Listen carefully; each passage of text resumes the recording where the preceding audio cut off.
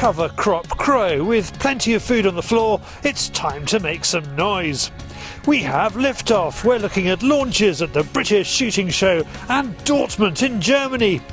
Grunt of the day. It's Bolving in German. Welcome to Fieldsports Britain.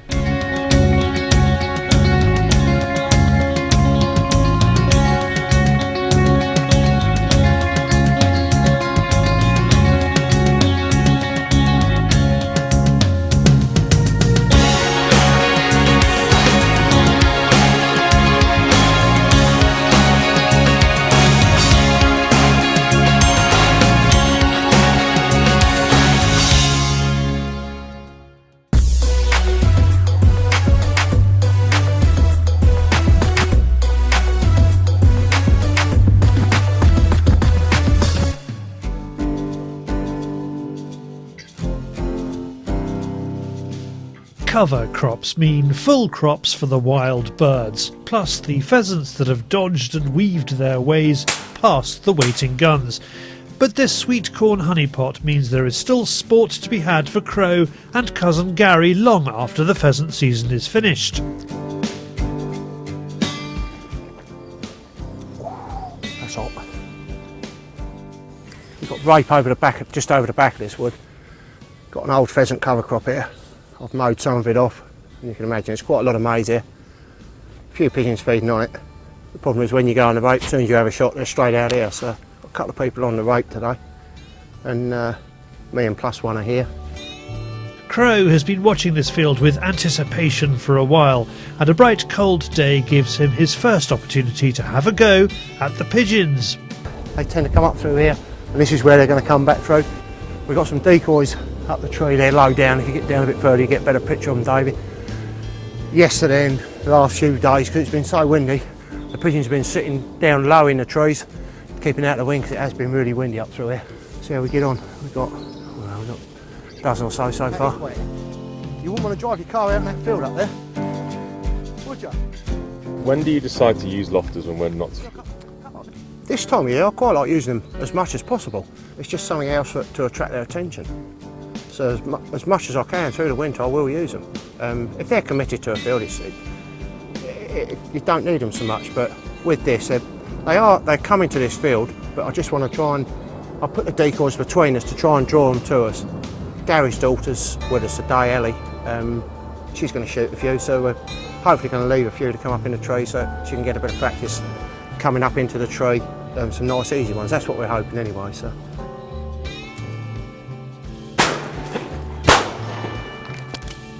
You on? The other one. Crow has positioned the hides to optimise his and Gary's chances of getting in touch with the flight lines. The lack of leaves on the wood behind means they have an early warning system in place, picking up the birds as they fly over and into the field. The birds come in fits and starts. Because Andy has done his homework, he knows that if it's likely to liven up, it's going to be after lunch.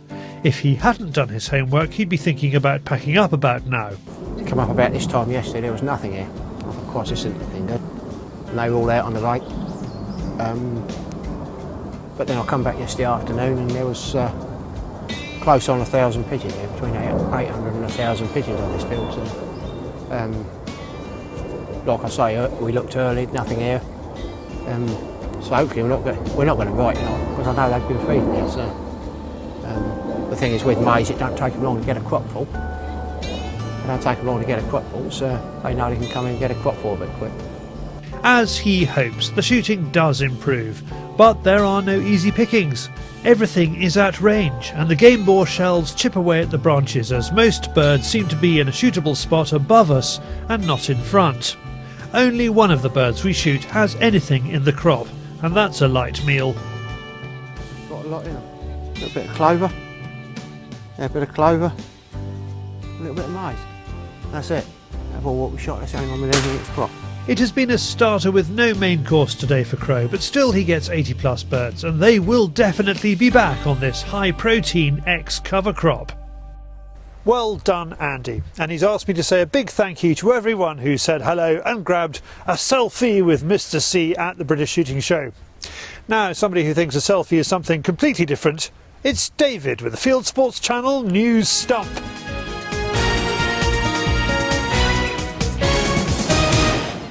This is Fieldsports Channel News. It's been a bad week to be an auntie. Animal rights groups have called for the dismissal of a police officer charged with investigating illegal fox hunting after it emerged that she quite likes a bit of hunting herself. PC Sharon Roscoe is both a wildlife officer for Leicestershire Police and a member of the Beaver Hunt. Meanwhile, BBC Countryfile carried an even, balanced piece on gamekeeping and butchery. Countryfile's Matt Baker joined gamekeeping students from Easton and Otley College. And the government has once again said it is committed to giving MPs a vote to scrap the ban on hunting with dogs. 2 men have been held for poaching one of the world's most endangered animals. They killed a gaur for its skin and its horns in South India. Now, Charlie writes this stuff mainly to annoy me, but here it goes. Forest rangers arrested Cathavarian and sent the Marai of Melarasam Atu for shooting the gaur in the Arasampet forest.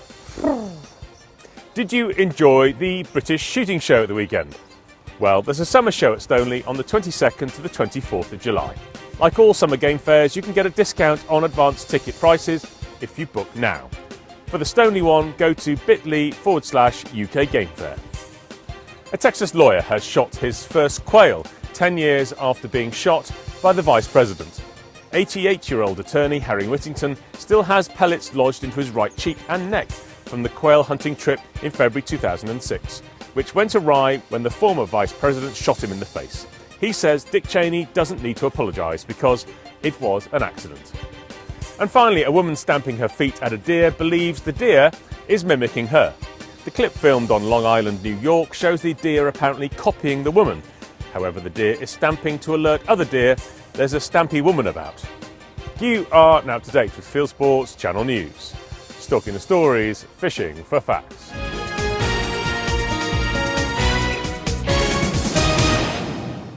Thank you, David. Now, time to squeeze in Hallo Charlie, what you lot have been up to. And if some of you are thinking, well, I sent that video in months ago, let's just say the Fieldsports Channel IT department now fully understands how to use Facebook.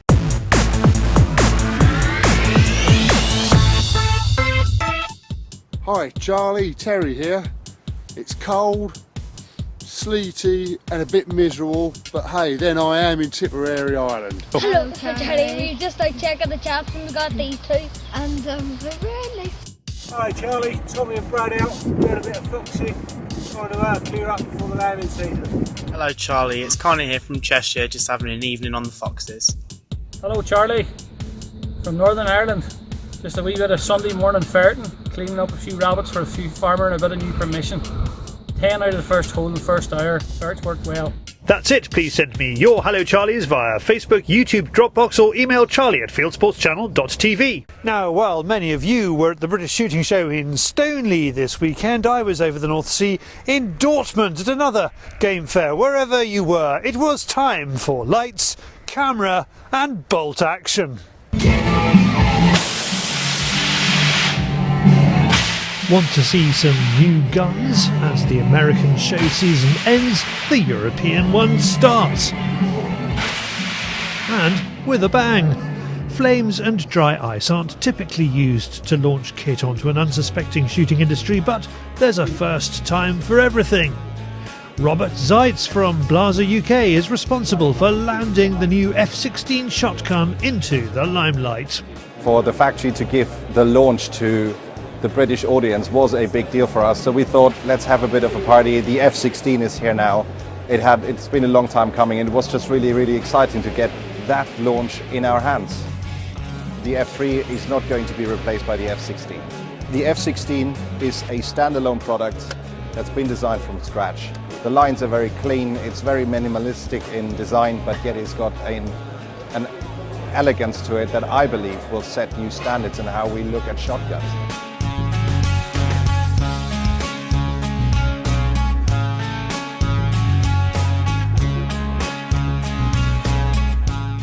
The German-made F16 isn't the only new arrival in the shotgun world. From Belgium comes the B15 and B25.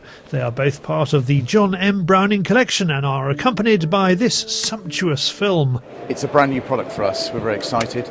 It fills a big price gap between the top of our production guns, which finishes around £6,000 in the Heritage, and the beginning of our B25, which is completely handmade at 13,600. So there's a big gap in between for something special, and we've created 4 very, very special guns, heavily modified from a standard gun, shipped to Belgium into the custom shop where we engrave it and stock it and finish it completely by hand.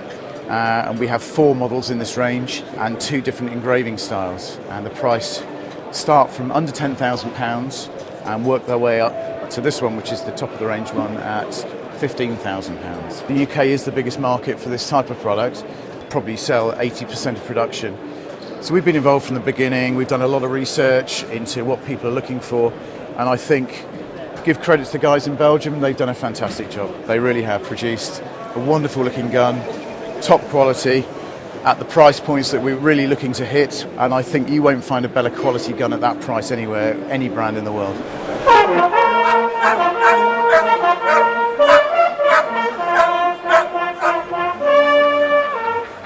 Now hunting is becoming ever more international. While the Brits descend on the British shooting show, much of the rest of Northern Europe heads for the Jagd Hund show, also in a tin shed, this one outside Dortmund in Germany.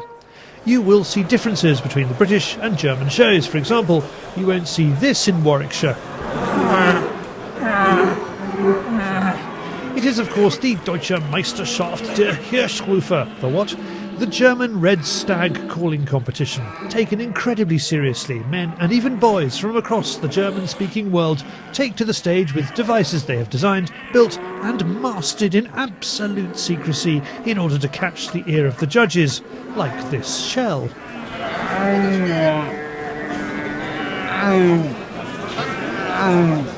It is all very German, just as the British shooting show is very British. The Brits I meet at Jagd Hund make a beeline for home comforts at the John Rigby stand, where one of them wants to buy a rifle. It's really refreshing to see proper bolt action. So have you come all the way from England to look at English rifles, and see Land Rovers parked up? Best not tell him that John Rigby is owned by the Germans now. And Land Rover, don't get me started. As the news channels tell us that international borders are becoming blurred, it's no surprise that so are the shows. There is lots of interest in Dortmund from down under. Here is hunting TV star and founder of Swazi, Davy Hughes. Sausages are bloody good, actually. Sauerkraut's so-so, but the sausages, extra good. For all this cross-border stuff, there are lots of differences between the different countries. Davy came shooting wild boar in Germany just before Christmas, and he's in a good position to see those differences. And it was great, actually, just to see the Germans' respect for the animal. And I think sometimes we're a bit remiss about that in New Zealand. The game, the quarry is just that, whereas over here there's a lot more respect. and smile. Now, Browning, Blaser or Rigby, whatever beauty you end up buying, you need to keep it safe. And what better way than a safe? Let's go back to Blighty for one of those, designed in America. Browning Pro Steel safes offer credible fire We destruction test these things. We get people in, specialist people that break into things. This will withstand a prolonged attack for far longer than any other safe on the market. Also, the fire resistance and water resistance testing that we do on it far exceeds anything else in the market. And now we've got the ability to drop ship it directly to your home, so you don't have to go and pick it up from your gun shop. You've got a specialist company to come and drop it off at your home. We can drop it inside the home for you as well. Behind me is the top of the range safe. It's actually a 19 gun safe, but it's got a high gloss finish. This is £1,800, but this one you get the fully bespoke interior with all the removable racking. You can put it in any combination you wish, but that really is the king of the safes. Browning's new safes, capable of surviving a volcanic eruption. That's it for us at both the British and German shows. We leave you with Crowman signing autographs. We will have more about the F16 in our show Clay Sports. We'll also carry news of the Ultimate Pairs competition at Royal Berkshire Shooting School, where you could win a Rolex, a Range Rover or a pair of Brownings. Now, from sheds To the great outdoors and the wider world of hunting and shooting on YouTube, it is Hunting YouTube.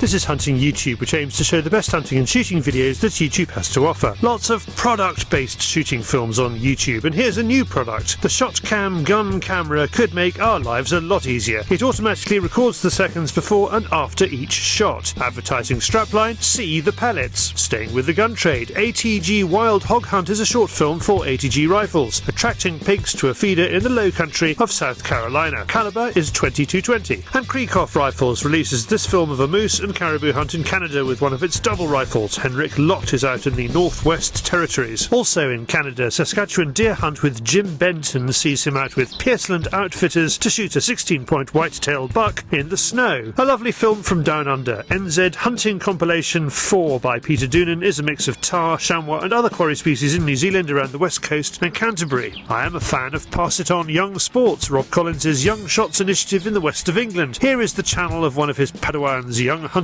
organisation, who is out ferreting. I talked about this guy last week. He has a channel called Cope Junkies. He also has this channel, Kansas Fisherman, which at this time of year is mainly about duck shooting in the state of Kansas. This film has him out after snow geese. And finally, here is someone who reckons they can change the world with a Kickstarter campaign to get their lion hunting film funded. They've talked an American lion hunter into letting him join them. Hard to say exactly where they're going with it, but this trailer is designed to help pay their airfares. That's it for this week. If you have a YouTube film you'd like us to pop into the weekly top 8, send it in via YouTube or email me the link, charlie@fieldsportschannel.tv. If you don't like those, then have a look at this. It's our air gunning show, Airheads.